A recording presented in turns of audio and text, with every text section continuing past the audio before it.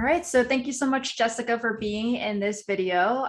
So today we want to talk about like how to kind of fine tune your job search because it looks like you've been looking to find a job in consulting or product, but it seems like a little bit more into consulting could be the best way for you, especially with the upcoming recruitment season. You're recently graduated, then maybe going for like an experienced hire or like maybe also another new entry program without being a student may also be helpful for you.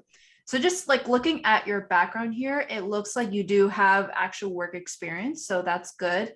And the ones that you showed in your resume, are they all like work experience? Or are they internships or co-ops?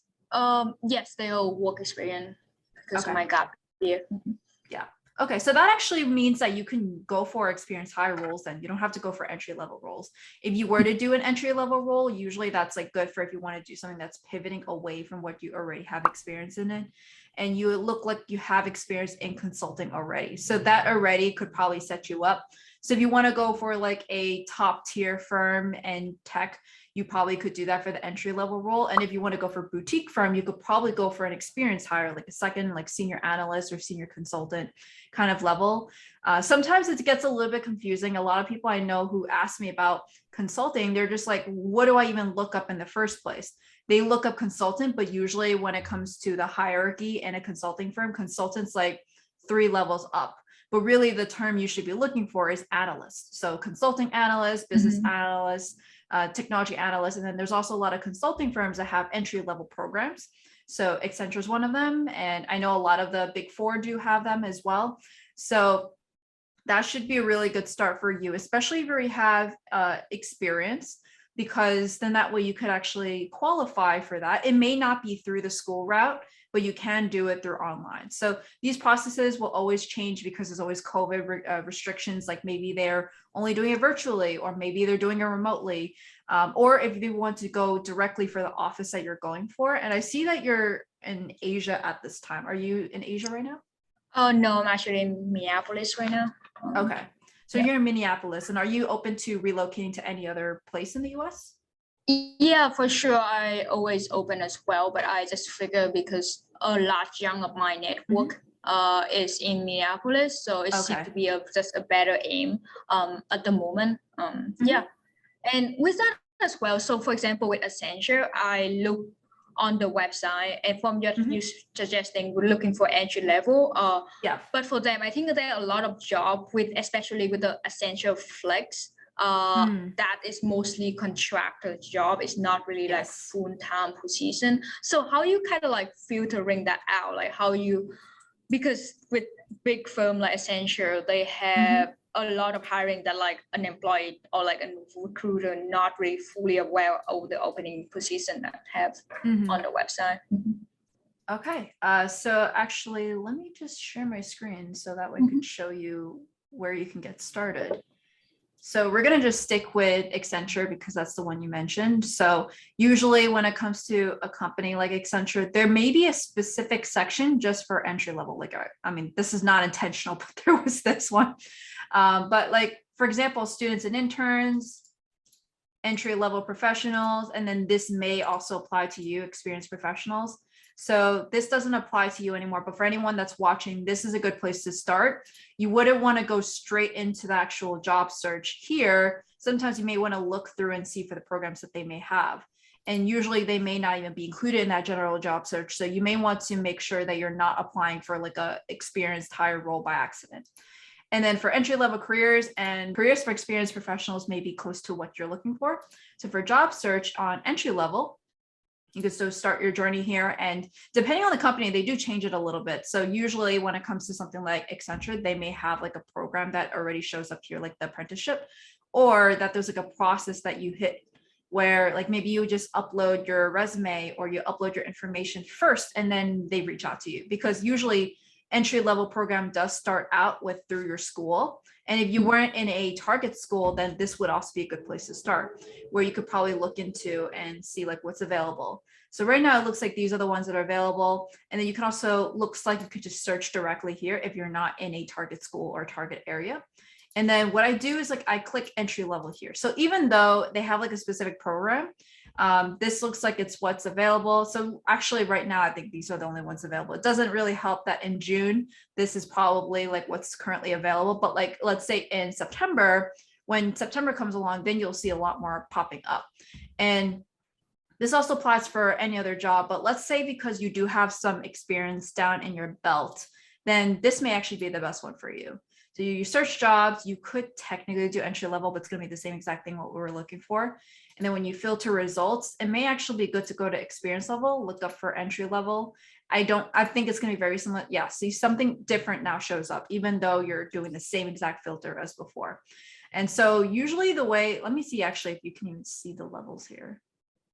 Yeah, you can't really see the levels here, but a good rule of thumb usually is that if you're going for entry level, you want to look for analyst. Analyst is usually the entry level role. And then when it comes to like consultant or specialist, that is like a level 2, level 3.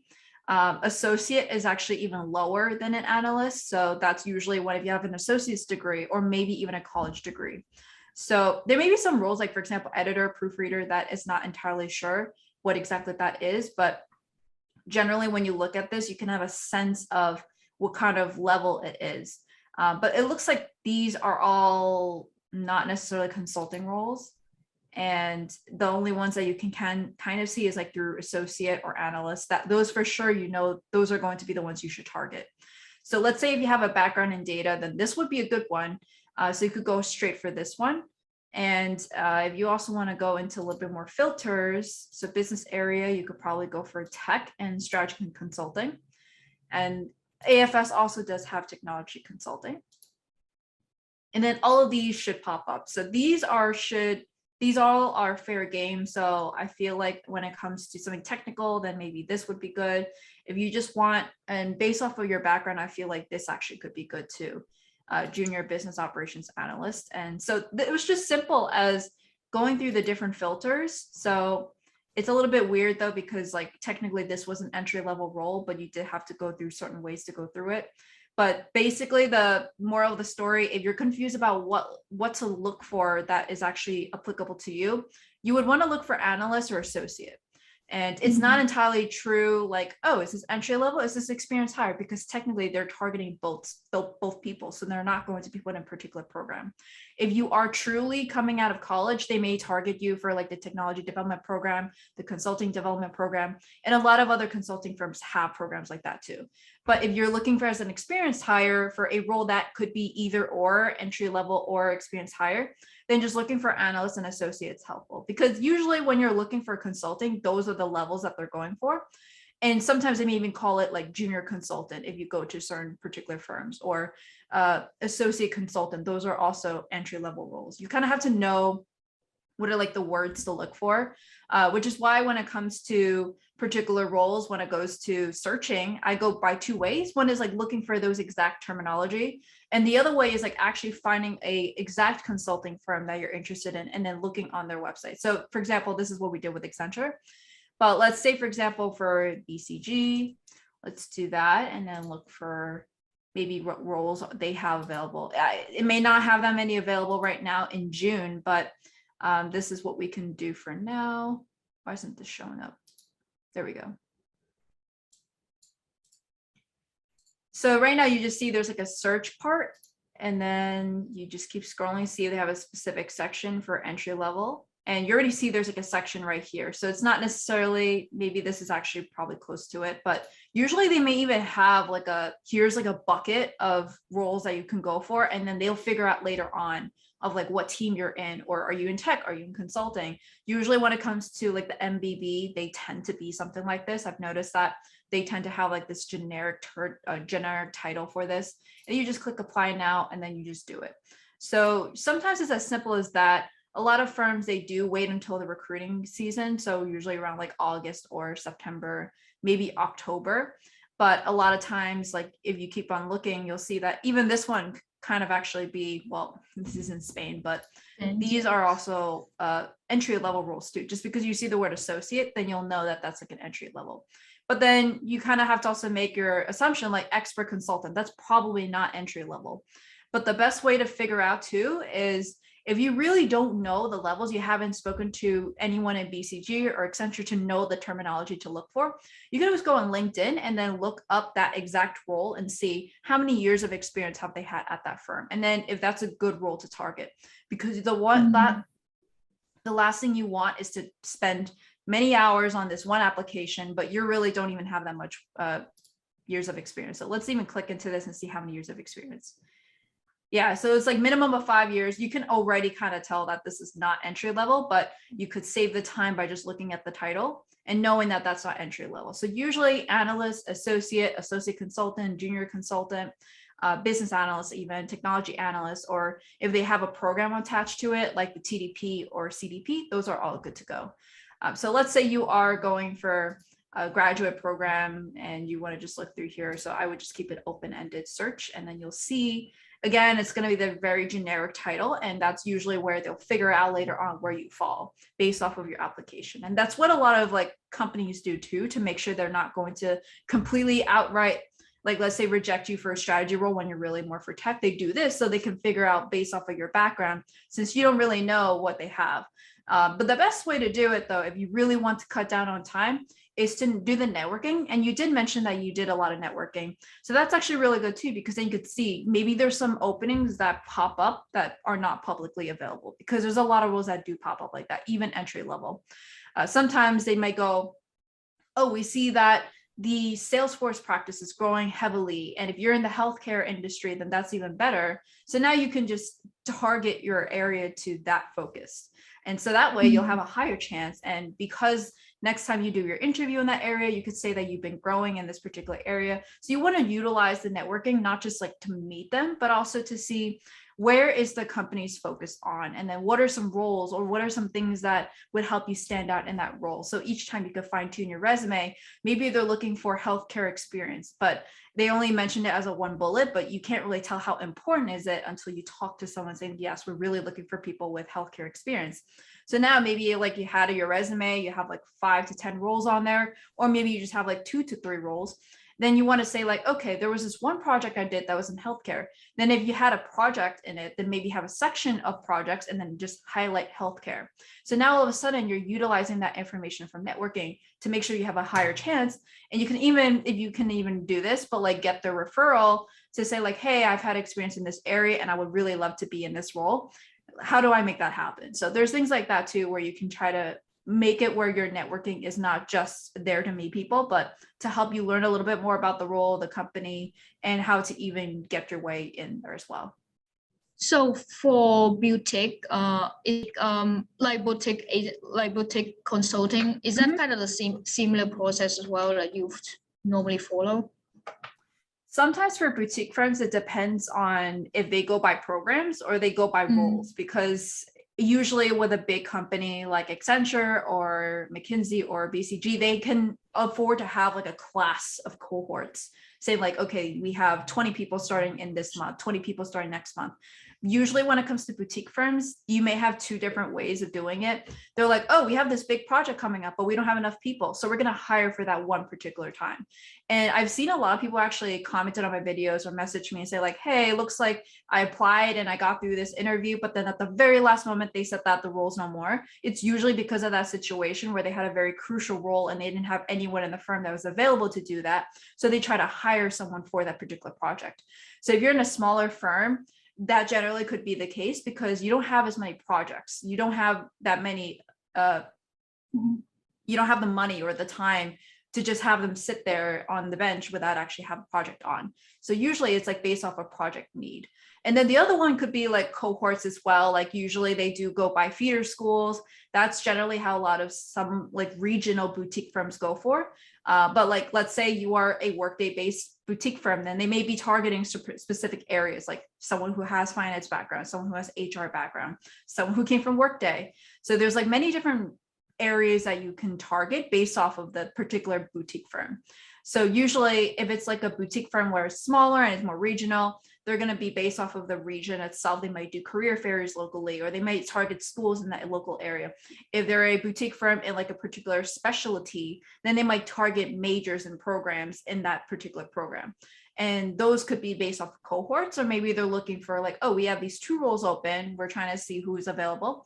And then there's also the other ones where maybe it's like a really small boutique firm and it could be strictly referral, which also is a thing too, where they're just talking about the people that are in the firm referring people in, because maybe they're really small, maybe they're trying to keep it close knit.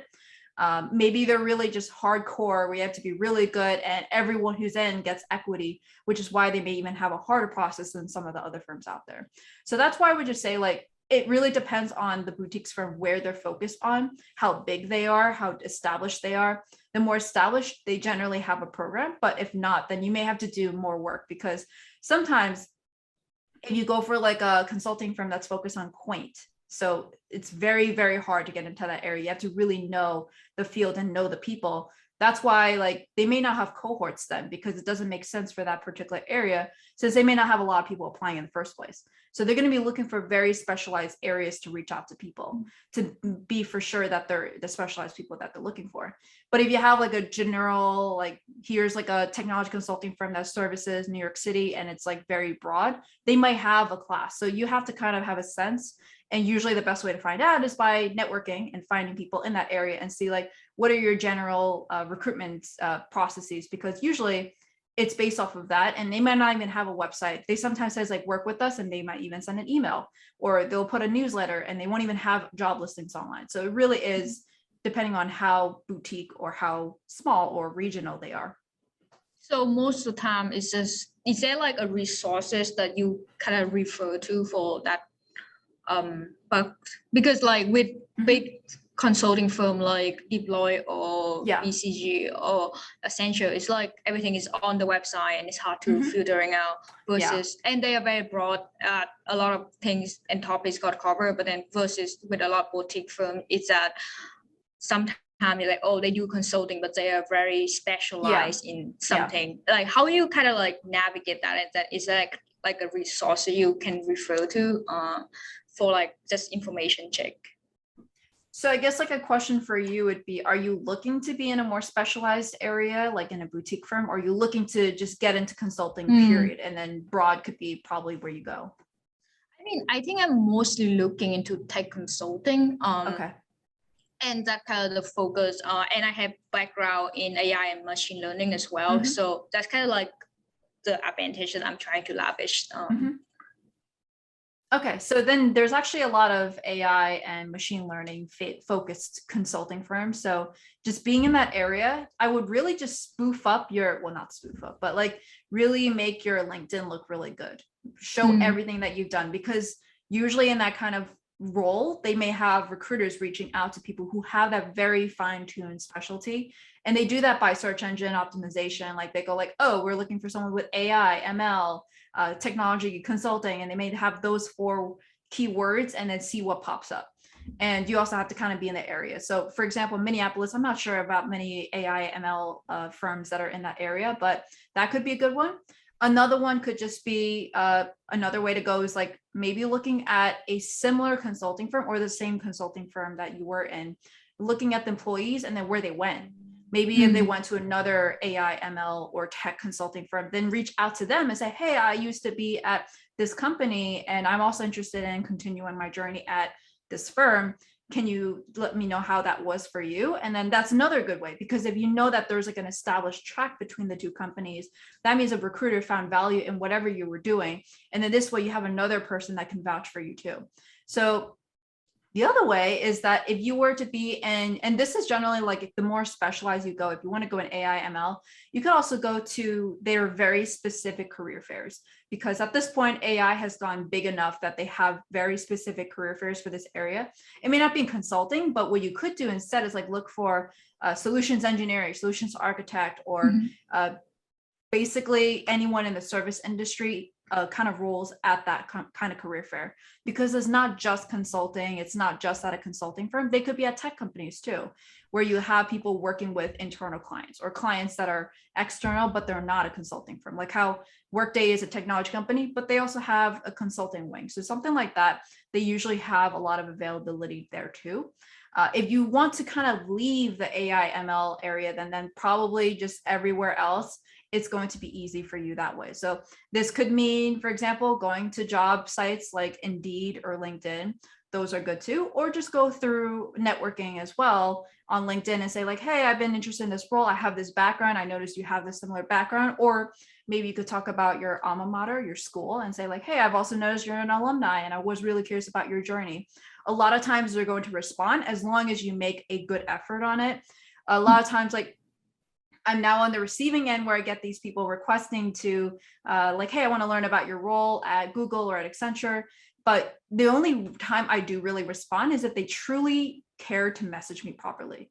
If they just kind of had a message that I can clearly see they're copy and pasting to every person at Accenture or Google, I don't answer. I may accept it, but I won't really answer. But if they say like, oh, Christine, I noticed that you were at BU, or I love your YouTube channel, or you helped me a lot in this past, or you've done this, or I'm really curious about how your journey from A to B, then that's something that I will respond, because it means that you've taken the time and that I'm not just a number to you. So I would really try to make it so you can make it as concise as possible, because the connection requests should be short. They should be able to see it. And then after that, when they connect with you, you also want to be able to follow up, because not everyone's going to accept it and then message. They're also going to accept it and then probably move on. So you may want, the moment you see that, just go on it and say like, hey, thank you so much for connecting, and then go off the conversation. That's usually the ones that I do respond to, because they clearly care. They're not just spamming every single person they see. No, yeah, I agree. And I think a lot of time it's come with like, I lavish a lot of the alumni network at my school, and then the just like, because I'm from Vietnam, like the Vietnamese community has been great. The queer community, just like talking, just like the niche community, people tend to answer you and willing to help more. That's kind of like what I figure. But like on that note as well, I see that you are very good at like asking question and then preferring looking for people in a personal level, especially like during networking and during an interview. Like, what is your tips on that? Like, because for me personally, for example, if I'm in an interview, right, and people asking professional question, I don't know how to like, oh, how you pivot that to like, oh, what you doing on the weekend? Like, how you do that? So how to like navigate a conversation, or even change the conversation, change the topic to like, yeah, a personal level instead of just about work. Yeah. So usually the way I do it is that coming to every single call, I have a list of questions I want to hit. And then I have like those that are prioritized and then those that are not so important. But I know that the first call, usually you want to just introduce yourself. So it's okay not to hit every single thing on your list, because you don't want it to be, I want everything answered and then I never see you again. If anything, I target to just introduce each other, make sure that we feel nice with talking and being open and honest. And then after that, the second call, I could probably use that to have the deeper questions, the ones that I really want to get answered. Because the moment you ask like, so what's your least favorite thing about Accenture? Like, I may not answer that on the first one. I don't know if I could trust you. I don't know if I'm going to confide in you, but I may answer it, but it just won't be the answer you're really looking for. But then on the first one, at least, I would first start off and say, thank you so much for taking the time on this. And then it's always going to be related off of like some small talk of whatever we're doing at this time. So maybe it's like a Friday afternoon. I say, thank you so much. Like, hope you had great plans. And then we talk about that for a little bit. Or maybe at the very end, we're like, thank you so much. Like, do you have, what are your plans for this weekend? Hopefully you're having fun and everything. That is as simple as that. So I try to bring a connection from what's around me. If maybe they even said like, oh, I'm running off to my child's birthday party, then I'll also say at the very end, happy birthday to your child. Hopefully you have fun. Then it shows that you're caring about the smaller details. So this is not something that you can really prepare for. They're usually something you have to kind of think on the spot. And it's also very similar in networking too. You're like in person, you kind of have to think on the spot. You're not always going to have all your notes in front of you. So usually at those points, I have like, here's a clear idea of like what the objective of this call or this meeting is. Usually it's like to introduce yourself, to get to know each other. And then I also want to make sure I do all the research ahead of time. I'm not just like talking to someone like blindly, not knowing a single thing about their background. So this could be, for example, knowing educational background, their work experience, seeing like particular paths that I see interesting. So maybe if they became a teacher and then now they're a consultant, may want to talk about why did they think about going into consulting? How did they get there? And those are the kind of questions I'm already thinking about. This is just the basic questions. Then maybe later on, a second call could be, how did you do that? What were some things that you've done? How did you network and get your way through? Or did you have any help along the way? So those are like a little bit more involved questions. So you just want to stick with the basic questions. And then later on, I do also make sure I have like a sheet of all these people I spoke to. What was the last few things I spoke about, things to follow up on. So the next time I do talk to them, it feels very fluid and they'll remember like, oh, Christine was the person I talked to about her cats. And then that's what I did. And then moving on, I would also like, oh, by the way, I hope you had your child's birthday was really nice, or happy second birthday, something like that. So it kind of shows that you really care about the person as opposed to just answering all these questions. For something more personal, let's say they're like a woman in tech and you also just want to make sure that you guys are, maybe even the whole point of doing this networking is to find a mentor, not even to like find a job or do that. Then I would just say like, oh, it's really inspirational to see another woman in tech just like you.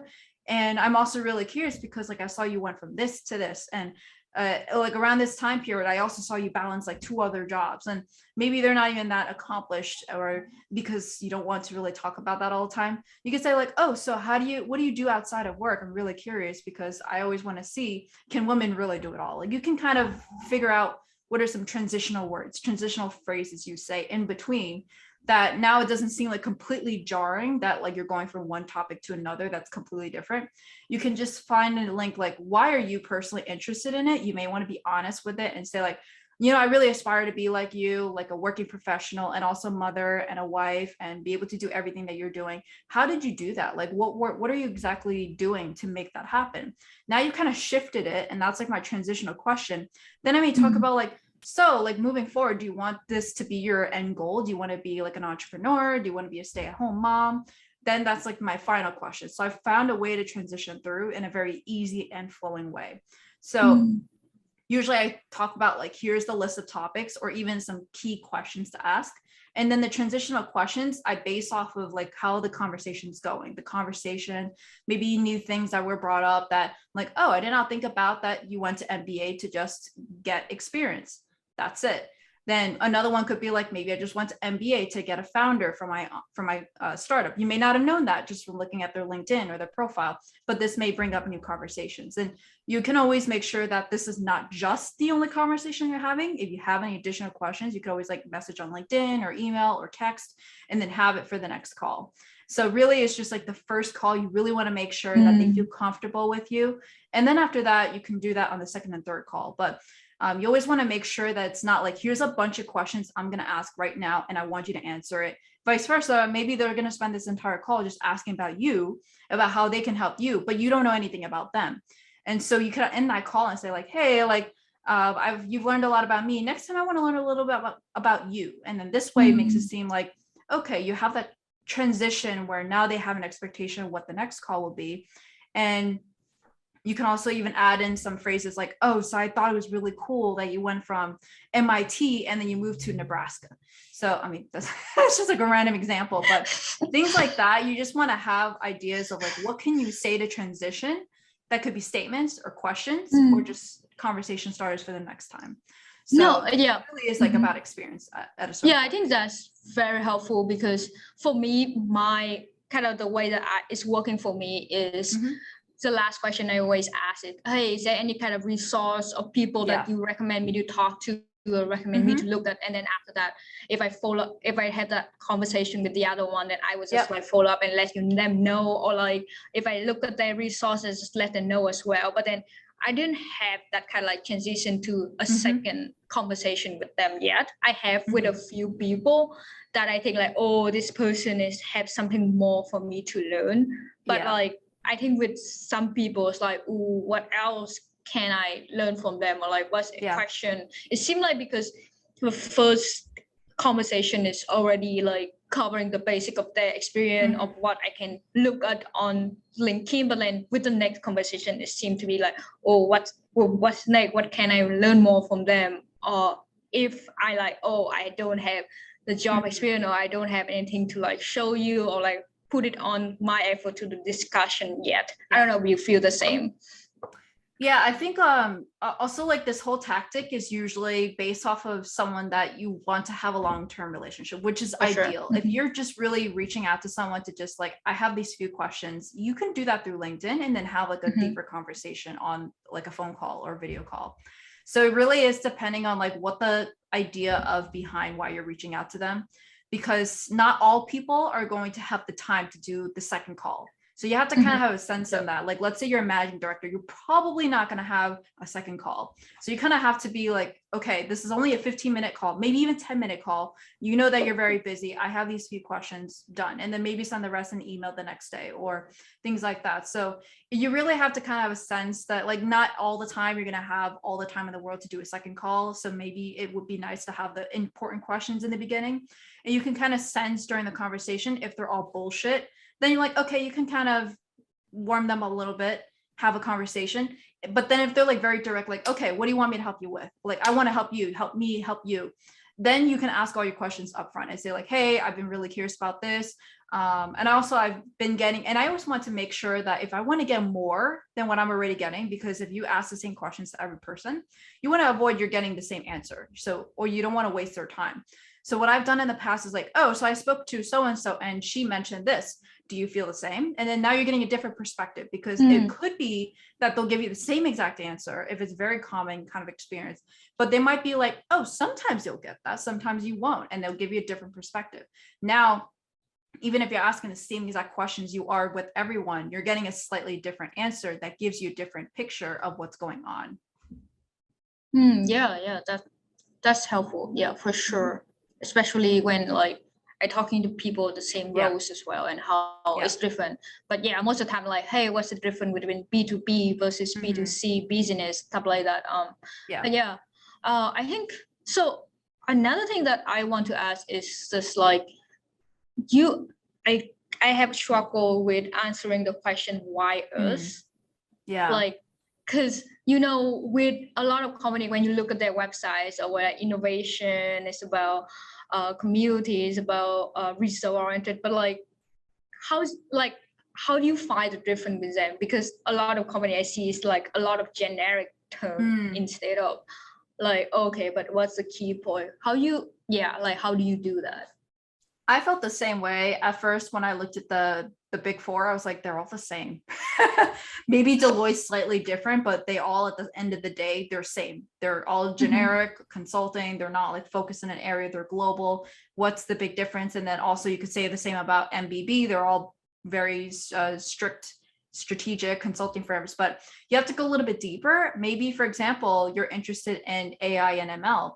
Then in this area, you're going to be like, okay, I'm going to go look at Accenture particularly. What are they doing in a space that's different than everywhere else? Because all the firms, they're going to basically look the same on the surface, but they're going to play differently in particular areas. So you may want to find those areas. And the easiest way is really finding someone in the area and then talking to them about it, because that's more internal. They're going to tell you like, oh, we've been targeting big clients in the healthcare industry, or we've been targeting financial industry. So now all of a sudden, when they reach out to you like, why Accenture? Then you can say like, oh, so I spoke to so-and-so and I saw that this area aligns with me because you guys are trying to target healthcare and I have that experience and I want to really work with that as well. So now all of a sudden you're like, it's not truly about why Accenture, but it's actually even like, why am I a good fit for Accenture? You've answered the second question that they're thinking without saying it.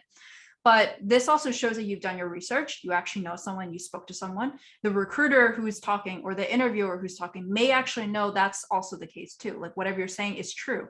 Then they're going to be like, okay, that means that when they come into this role, they're not going to be completely blindsided that this isn't what they wanted. Because maybe you're like, I don't want to be in healthcare. Maybe I want to be in the entertainment industry. Then all of a sudden, when they say like, what are you looking to do here at Accenture? You're like, I want to be in entertainment. They're going to be like, nope, this is not what we're trying to do. We're trying to do healthcare. So knowing that can also be a good way to answer. So it's almost like answering without answering the question, because it's not truly about why Accenture, but it's like, what did you hear about Accenture that excites you? Another way you can do it is like, maybe it's some kind of internal process or people that you've met that's different. And at first I thought this was going to be exactly the same. Like if I go to like an EY career fair or I go to an Accenture information session, they're going to be saying the same thing. They're going to be the same people. But I was actually completely wrong. The people I met in each of them were very distinctly different. Again, maybe I was like, maybe it was a little bit different because the people that represented it is like a different culture than the people that I thought it was going to be. But I can't really say anything about that because they all came to these events representing the company. So if I see that maybe one person's very professional, then you could say something like they're very respectful, or that like I feel like I can learn a lot from them. Then the vice versa, maybe you have like a particular firm, a boutique firm that really prides on being like a family or very helpful in being growth oriented. Then you could say that like I won't feel swallowed up in a big company. You won't be saying the same thing as that to a big company like Accenture, because then they're going to be like, why would you want a big company then? But you'd want to kind of like focus on the pros of the company and say like, oh, I would like this boutique firm because you guys seem to really value people. And every single consulting firm is going to say that. So it's not even that hard to say something like that across all of them. But how you say it's going to be different. Like, oh, I see you have this development program for new consultants while other consulting firms don't, or they only have like 1 week or 2 weeks. Another one could be like, you guys really value in a small class size. And then because of that, you can also learn a lot more. Vice versa, you could also say like, I saw this perk where you reimburse up to like $10,000 of training expenses every year. That also shows you really value in the person's growth. So that could be something that you really dig through in the website. So the very first page, you probably will see just generic people, technology, whatever. And then you really have to dig through, and you could go on LinkedIn, maybe go on like their LinkedIn news, or you can go on their blog, or you can go on, look them up in current events, or just look up people that are in those companies and see, and even message them and say like, hey, why are you interested? Because there's still people out there that like, I just applied because I need a job. That could be as simple as possible. But if you really want to make sure this interview does well, you want to make sure you find out the actual answers of like, oh, I saw that Accenture is run by Julie Sweet, so a female CEO. As a woman in tech, I also really appreciate that. So you could say that too, but you also have to keep in mind that every other woman in tech is probably going to say the same thing. So you want to find out what makes you different. And usually networking is the best because you find something out that not a lot of people know about. Yeah, but like going off from that as well, right? I think it's kind of loop too, because when it comes to networking, if you want to message people, you want it to be personal, want it to be like particularly you doing research on them versus like, oh, you have to talk to people in the company that have the same kind of like the experience to tell you what to do. But like how you kind of navigate like, okay, where you get the information, for example, with me, for example, I'm like, I leverage a lot of like my personal network to like contribute and then name drop people a lot to get to talk to people. But at the same time, it's just struggling to like, okay, working recruiter who don't know who I am. I don't know a lot about their firm either, but I would love a conversation. But they never answer me. How you kind of navigate that and then like ensure that, oh, I'm different from them. Okay. So usually if it's a recruiter, I don't think they're the best people to speak to be honest, because they're getting bombarded by everyone. The best people to respond to are hiring managers. So usually entry-level programs, they don't have a hiring manager because it's just like, here's a feeder program and then we'll find teams later on, because most consulting programs is like, here's projects, you go on that and then that's it. If you have an actual company that has a program where you do have a hiring manager, this is generally if you're like an experienced hire, you've already been allocated to a team, and I feel like you could actually work towards being an experienced hire, then you can actually work with them and then target that team to actually learn a lot about the role more. And usually you can tell if it's like a targeted role or program, if they go like associate consultant in healthcare in Asia, then you know that's a specific team because they're being very specific. They may even be like mentioning Salesforce or Salesforce hospitality. Then you know for sure it's a very specific area. Then all you have to do is just go on LinkedIn and message them. And chances are, if you have a very specific reach out that say like, I'm really interested in this particular role because of this, then they're going to know that you actually looked at them and they know that you're different than everyone else in the Salesforce area, or that you're not just looking at them for the consulting firm, but like for their particular area. Then they're going to be like, okay, I'm not going to be wasting my time on this person then, compared to maybe like Joe Schmo over there, just like, hey, I would love to talk to you because you're at Deloitte. They're not going to really respond to that, but they will respond to you because you got really specific with like, I saw you're in the Salesforce hospitality area and I'm looking at this role that's currently out there. I would love to learn a little bit more about how that looks on your team. So that is already going to be like, okay, you actually know there's a role out there. Maybe if I know you or if I like you, then I could probably even refer you internally for that role. So that's going to make you stand out as well.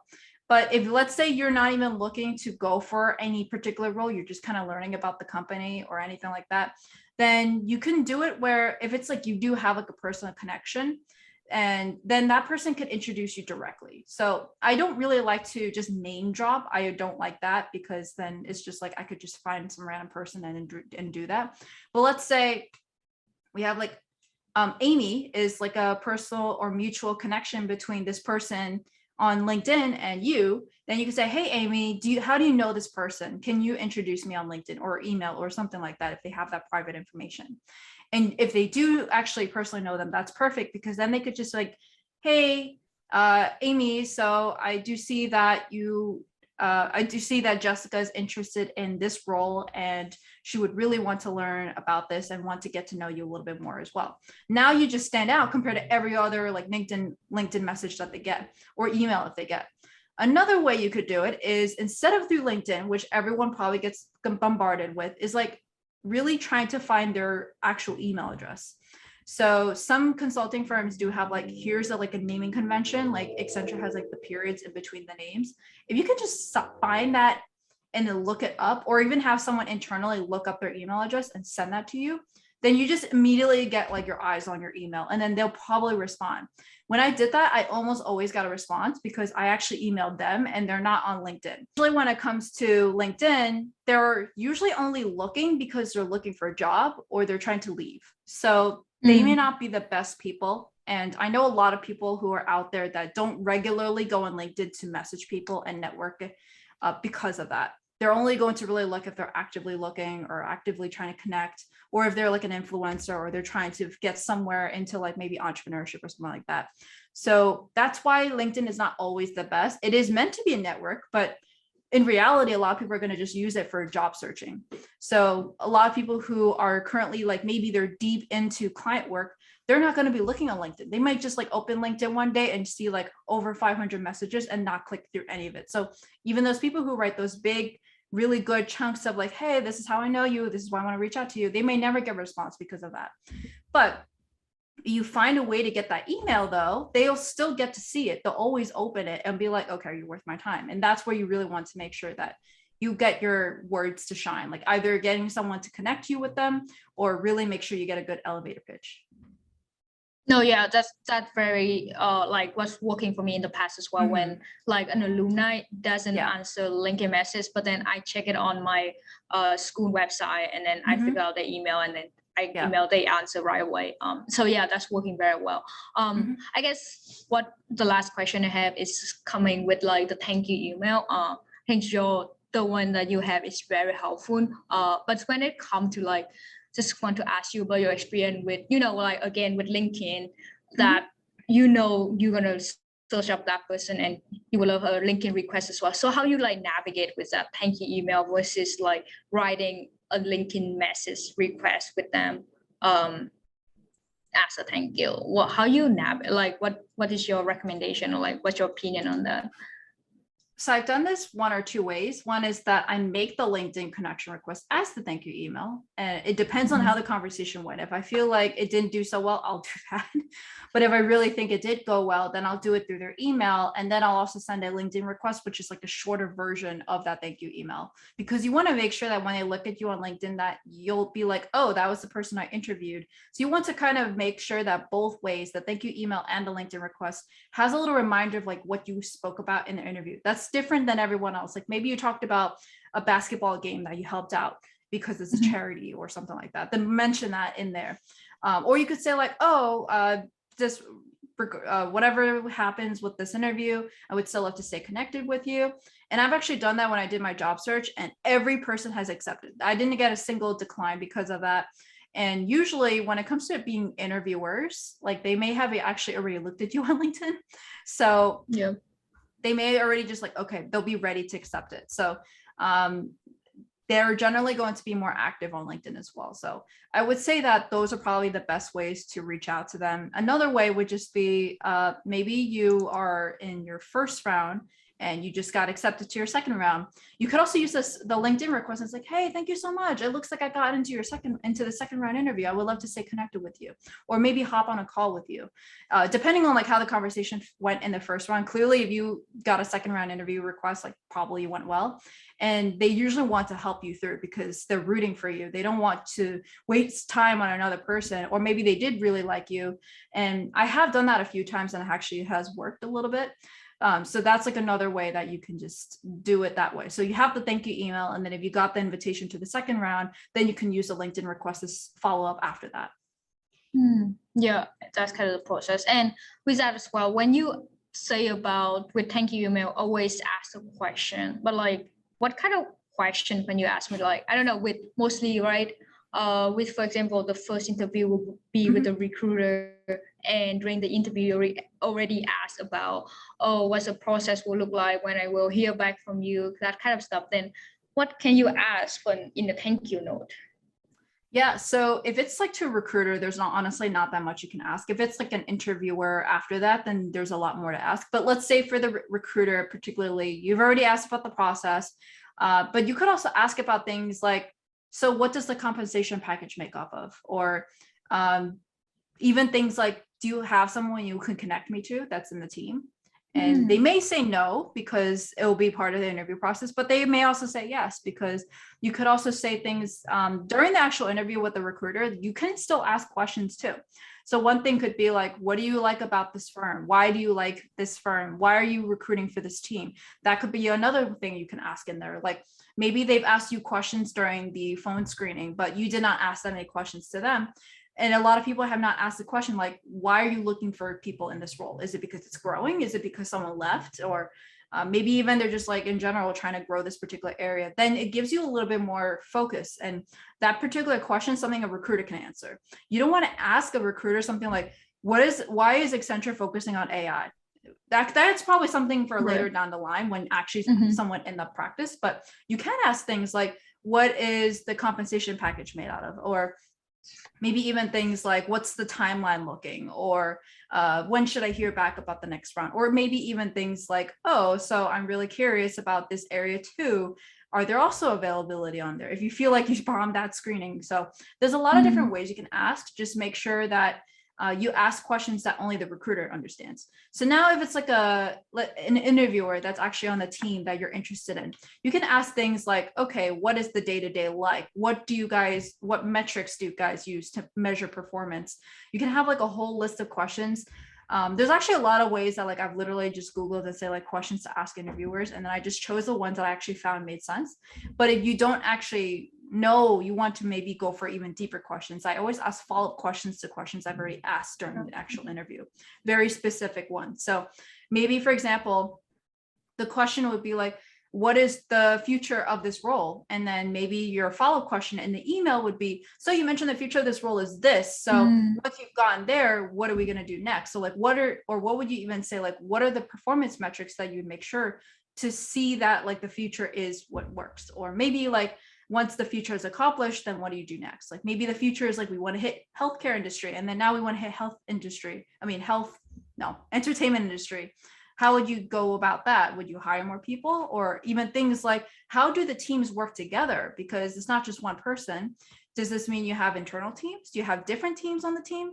So how would that work out? So there's many, I feel like a lot of people ask very broad questions, but you can always ask follow-up questions. There's so many possibilities about those questions. You don't even have to rush yourself to send that thank you email. You can truly think about a good follow-up question that you're genuinely curious about. You're not just asking to ask. And then from there, just use that. So do you recommend maybe save up a question or something just for the email, like the thank you email?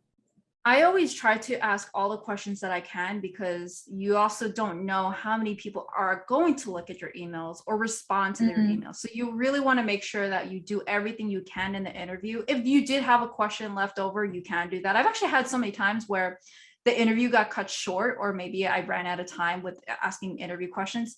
And then I actually use LinkedIn and say like, hey, by the way, I forgot I had a few questions. And then they actually responded, and I got that job. That was the one with Google. So that was like how I've literally used LinkedIn to ask my questions. And that's what I've done. So you can also do the same thing where maybe you do have actual questions that you got left over, because generally a lot of the questions, they give you like maybe 5 minutes to ask a question. And that's like enough for one question, but not for a lot. So if you really have like an interview where maybe you have like 50-50, they ask questions, you ask questions, you may feel like you're going to run out of questions, but there's always follow-up questions off of that. Because one of the things that I keep on seeing from a lot of young people is that when they go for a role, they join the role and they're going to be like, I did not know that this is how the role was. I thought it was going to be this and it was going to be that, or I don't know about like how the team is structured, or what's the career advancement opportunities. What can I possibly do after that? But the best way to find out is through the interview itself, either through the interview or in a thank you email or in a follow-up. So usually that's what I've used the best to see like which offers are the best. So for example, I did have an offer for like a product manager, and it was actually a new team. Like they've never had a team of product managers. There was no product managers. I was like, do I really want that as like a new product manager? Probably not. So that was the only way I was able to find out, was like, why are you growing the team? And they said, because we don't have one. I'm like, okay, that's like a red flag for me. To some people, that's a really good sign. To me, that wasn't. So you want to ask those questions ahead of time, and you can always use the email to ask those questions you did not mean to ask before. Yep, that's helpful. Yeah, for sure. So yeah, I think that's all the question I have for you. Okay, so if you have any questions, just let me know. And also for anyone that's watching this, leave a question down below in the comments and I'll get back to you. So I think a lot of times when it comes to recruitment or consulting or just in general job search, it's just really hard to find out like where to even get started. And not to mention, like once you got started, like how do I continue? Because I feel like a lot of people just go through online portals or networking, or maybe they're just doing both of them, but don't know if they're doing it correctly. So honestly, a lot of what I've learned was like through experience, through trial and error. So hopefully this video did help out, like at least prevent you from creating a lot more mistakes. Yep, for sure. Right. Yeah. Thank you so much. I really appreciate your time and efforts to help as well. It's just help. Like it's easier to just get to know people and then know, because you've been graduate as well and you've been to that struggle, and it's just the same thing. To like take some experience from that. Yeah. All right. Thank you so much.